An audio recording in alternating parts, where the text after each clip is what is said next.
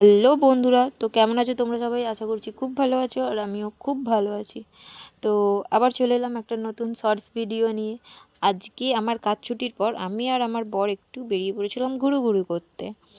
এই দেখো, যাচ্ছি কোথায় যাব ভাবতে ভাবতে, তারপরেই হঠাৎ রাস্তায় দেখি এখানটায় খুব ভিড়, অনেক গাড়ি দাঁড় করানো, সবাই দাঁড়িয়ে আছে।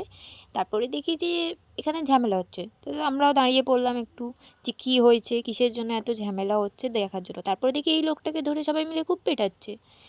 আমাদেরও একটু ইন্টারেস্ট হলো যে দেখি কিসের জন্য মারছে।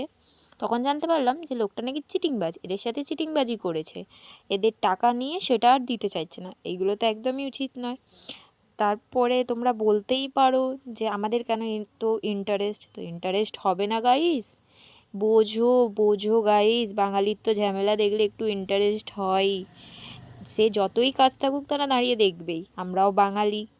তারপরে আমরা রওনা দিলাম বাড়ির দিকে, যেটার উদ্দেশ্যে গেছিলাম সেটা হলোই না, চা খাওয়ার। টাটা।